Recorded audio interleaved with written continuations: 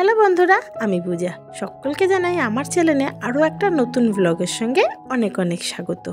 সকলের জন্য রইল অনেক অনেক ভালোবাসা আর বড়দেরকে জানাই প্রণাম। আজ তোমরা যে যেখান থেকে আমার ব্লগটা দেখছো, আশা করি ঈশ্বরের কৃপায় তোমরা সকলে বেশ ভালো আছো আর সুস্থও আছো।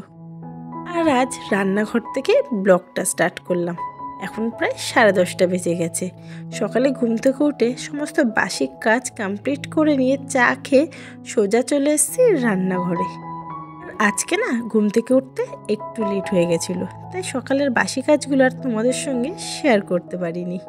আজ আমি রান্না করব টমেটো দিয়ে ডাল, আর তার সাথে করব ছোট ছোট মাছ, মানে চুনো মাছ। চুনো মাছটা গতকালকেই নিয়ে এসে রেখেছিল, কিন্তু গতকাল খাট গোছানোতে এতটাই ব্যস্ত হয়ে গেছিলাম, কাল আর রান্না করতে পারিনি। আজ আর হাজব্যান্ডকে বাজারে যেতে নাই করলাম, বললাম রান্না করব ডাল আর তার সাথে চুনো মাছের ঝাল। ডাল আর চুনো মাছের ঝাল খেতে কিন্তু আমার বেশ ভালো লাগে, আর তার সাথে কিন্তু আমাদের বাড়ির সকলেই ডালের সঙ্গে একটু চুনো মাছের ঝাল খেতে বেশি পছন্দ করে। আর এই হলো সেই চুনো মাছ, আর আমি এই চুনো মাছগুলোকে রান্না করব টমেটো আলু দিয়ে ঝাল। আজ সকাল থেকে অনেকটাই লেট হয়ে গেছিলো, ভেবেছিলাম আজ আর সকালে ব্লগটা শ্যুট করব না, একেবারে বিকাল থেকে ব্লগটা শ্যুট করব। বরমশাইকে বলাতে বরমশাই দেখি এক কথাতেই রাজি হয়ে গেছে। আগে কোনোদিন ক্যামেরা ধরে দিতে বললে ও কিন্তু ক্যামেরা ধরে দিতে একটু ইতস্ত বোধ করে। ধরে দেয় না বলবো না, ধরে দেয়, কিন্তু একটু কিন্তু করে। আর আজ দেখলাম একবার বলাতেই ও কিন্তু আমাকে খুব সুন্দরভাবে ক্যামেরা ধরে দিয়েছে। ভিডিও দেখলেই তো বোঝা যায় যে কোনটা রিং লাইটে করা আর কোনটাকে ধরে দিয়েছে। যদি আমি রিং লাইটে লাগিয়ে ভিডিও করি তাহলে কিন্তু ক্যামেরাটা নড়বে না, আর যদি আমাকে কেউ ধরে দেয় তাহলে কিন্তু ভিডিওটা নড়বে। এখানে বরমশাই ক্যামেরা ধরে দিচ্ছে তো হাতটা একটু একটু কাঁপছিল, তার জন্য কিন্তু ক্যামেরার ভিডিওগুলো একটু একটু নড়েছে। আর সকাল থেকে উঠতে একটু লেট হয়ে গেলে কাজের কিন্তু আমাদের বেশ খানিকটা লেট হয়ে যায়, তাই প্রচণ্ড তাড়াহুড়ার মধ্যেও যতটুকু পেরেছি ভিডিওতে তোমাদের সঙ্গে শেয়ার করেছি। আর মাঝে বেশ কয়েকদিন তোমাদের সঙ্গে কিন্তু আমি ঠিকমতো ব্লগ দিতে পারিনি, বলতে পারো একটু মানসিক ডিপ্রেশনে ছিলাম। কারণ আমি যখন এতটা পরিশ্রম করে একটা ব্লগ শ্যুট করি, তারপর যখন তোমরা সেই ব্লগটাতে একটু লাইক বা সাবস্ক্রাইব করো না, তখন কিন্তু আর মোটিভেট হই না ভিডিও বানাতে। তাই এতক্ষণ ধরে যদি তোমরা আমার ভিডিওটা দেখে থাকছো, যদি কিছু ভালো লেগে থাকে অবশ্যই ভিডিওটাতে একটা লাইক করে চ্যানেলটা সাবস্ক্রাইব করে দিয়ে যেও, কারণ তোমাদের একটা লাইক আর সাবস্ক্রাইব আমাকে কিন্তু মোটিভেট করে আরও ভিডিও বানানোর জন্য।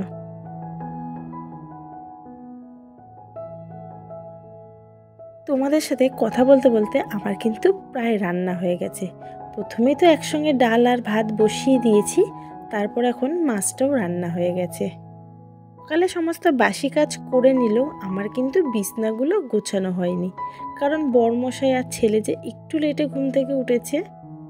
যেদিন আমি একটু আগে ঘুম থেকে উঠি সেদিন হয়তো আমার বিছনা গোছাতে একটু লেট হয়ে যায়, আর যেদিন সবাইকে আগে উঠিয়ে দিয়ে তারপর আমি লাস্টে বিছনা গুছিয়ে উঠি সেদিন হয়তো সকাল সকালেই বিছনাটা গোছানো হয়ে যায়।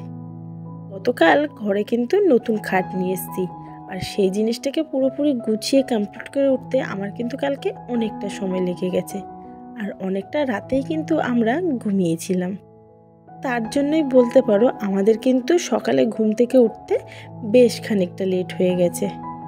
যেদিন সকালে ঘুম থেকে উঠতে একটু লেট হয়ে যায় সেদিন কিন্তু আমার বাসি বিছনাটা তুলতেও বেশ খানিকটা লেট হয়ে যায়, কারণ সকালে ঘুম থেকে উঠে সবথেকে বড় কাজ থাকে ঘর গোছানোর সাথে আমাদের কিন্তু রান্না করাটা। আর তোমরা যারা আমার ব্লগগুলো ফলো করো তারা কিন্তু জানবে আমার বর কিন্তু হাওড়াতে চাকরি করে, ও কিন্তু দুপুর 12টার সময় বেরোয়। যেদিন আমার উঠতে একটু লেট হয়ে যায় সেদিন কিন্তু আমার রান্নার চাপটাও একটু থাকে, কারণ ঘর গোছানোর সাথে সাথে তো আমাদেরকে রান্নাঘরটাও মেনটেন করতে হয়। আজ যখন ঘর গোছাতে একটু লেট হয়ে গেছে তার জন্য ভাবলাম আজকে ঘরটা সবার লাস্টেই করব, কারণ আমার মনে হয় ওটা হচ্ছে আমার সবথেকে শান্তির কাজ।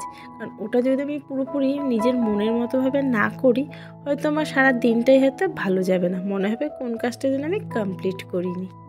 সের জন্যই একেবারে রান্না করে রান্নাঘরটাকে পরিষ্কার করে নিয়ে তারপরে কিন্তু আমি যাব সোজা ঘরে। আর বলতে বলতে আমার দেখো রান্নাঘরও কিন্তু পুরো গোছানো কমপ্লিট হয়ে গেছে। মাঝে তো কয়েকদিন তোমাদের সাথে ঠিকমতো ব্লগ দিইনি। আমার কিন্তু রান্নাঘরে এই কারেন্টের বোর্ডের লাইনটা কিন্তু নতুন করা হয়েছে, কারণ আগে কিন্তু এই লাইনটা আমার ছিল না। আর এটা কিন্তু এই দুদিন আগেই আমি করেছি, আর সেজন্য তোমাদেরকে একটু দেখিয়ে দিলাম। রান্নাঘরের সমস্ত কাজ কমপ্লিট করে সোজা চলে এসেছি ছোট ঘরে। আর এই ঘরটায় তো আগে কয়েকদিন ঘুমানো হচ্ছিল, আর এখন তো এই ঘরটাতে থাকাই হয় না। এখন বলতে পারো শুধুমাত্র গেস্ট আসলে আর ছেলের পড়াশোনার জন্য এই ঘরটা ইউজ হচ্ছে।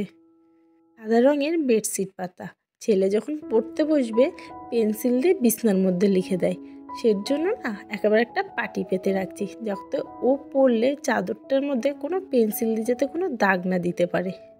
এই ঘরটাতে তো আমাদের সেরকমভাবে এখন থাকা হচ্ছে না, সেজন্যই বলতে পারো আমাদের কিন্তু এই ঘরের বিছনাটা একদম টিপটাপভাবে গোছানোই রয়েছে। আর একটা সময় কিন্তু এই ঘরটাই আমরা সারাদিন থাকতাম, ওই ঘরটাতে যাওয়াই হতো না। কথায় আছে, মানুষ যখন নতুন কিছু পায় পুরনো জিনিস কিন্তু সকলেই ভুলে যায়। আজ যখন নতুন খাট পেয়েছি আমরাও কিন্তু পুরনো খাটের কথা ভুলে গেছি। ওরা যে বক্স খাটটা দেখছো, এটা কিন্তু আমি একবার দেখাতেই পুরো পছন্দ করে কিনে নিয়ে এসেছি। মাঝে একটু টেনশন হচ্ছিল যে জিনিসটা ভালো হবে কি হবে না, কিন্তু যখন সেট করে দিয়ে গেছে জিনিসটা কিন্তু বেশ ভালো লাগছে। আর আমাদের বাড়িরও কিন্তু সকলের বেশ পছন্দ হয়েছে আমার এই খাটের ডিজাইন। তোমাদের কেমন লাগলো কমেন্টে কিন্তু অবশ্যই জানিও। ঘর গোছানো তো আমার কিন্তু বেশ ভালো লাগে, আর আমি যতই যা করি নিজের ঘরটাকে যদি সুন্দরভাবে গুছিয়ে গাছিয়ে না রাখি আমার কিন্তু একটুও ভালো লাগে না। আর আগে ছিল একটা খাট, হয়তো একটা খাট গুছালেই হয়ে যেত, আর এখন হয়েছে দুটো খাট। একটু হয়তো সময় লাগবে, তবুও আমি সবসময় চেষ্টা করব নিজের খাট দুটোকে সবসময় গুছিয়ে রাখতে। কারণ একটা ঘরের মধ্যে মেন পার্ট হচ্ছে কিন্তু তার বিছনা মানে খাটটাকে যদি সুন্দরভাবে গুছিয়ে গাছিয়ে রাখা যায় ঘরের কিন্তু লুকটাই চেঞ্জ হয়ে যায়। এ ঘরের এই বেডশিটটা আমি না অনেক দিন আগেই পছন্দ করে কিনে রেখেছিলাম, অফলাইনেই কিনেছি বলতে পারো। তবে থেকে খাট আনবো ডিসিশান নিয়েছিলাম, তবে থেকেই আমি এই বেডশিটটা কিনে রেখেছিলাম, কারণ আমি জানি যেদিন আমি খাট আনবো সেই দিনই এই বেডশিটটা পাতবো। নতুন খাটের নতুন চাদর না পাতলে কিন্তু একটু ভালো লাগে না, তাই একেবারে হয়ে উঠবে না বলে আমি কিন্তু আগে থাকতে এই বেডশিটটা কিনে রেখেছিলাম।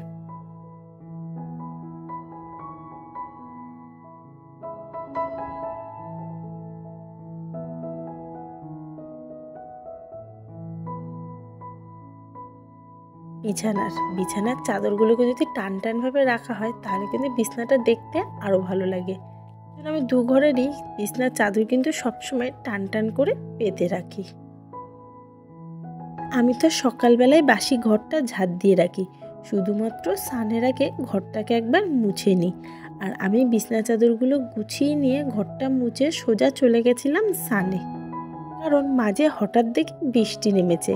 আর গতকালকেও আমি কিন্তু অনেকটা বেলা করে স্নান করেছিলাম, আর আজও যদি বেলা করে স্নান করি আমার কিন্তু প্রচণ্ড গলা ব্যথা করবে, সেজন্য আমি চলে গেছিলাম একটু তাড়াতাড়ি স্নান করতে। আজ আর সেরকমভাবে ঘর গুছালাম না, কারণ কালকেই কিন্তু আমি গুছিয়ে রেখেছি, তাই আজ শুধু বিছনাগুলো গুছিয়ে ছেড়ে দিলাম, আবারও গতকালকে ক্লিনিং করব।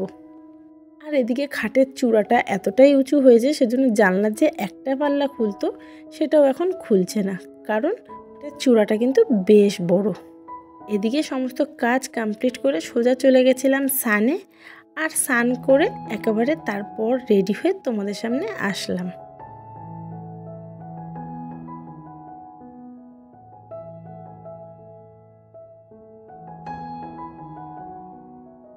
বেশ অনেক দিন পরেই আজ একটু শাড়ি পরলাম, কারণ বেশ ইচ্ছে করছিল একটু শাড়ি পরতে।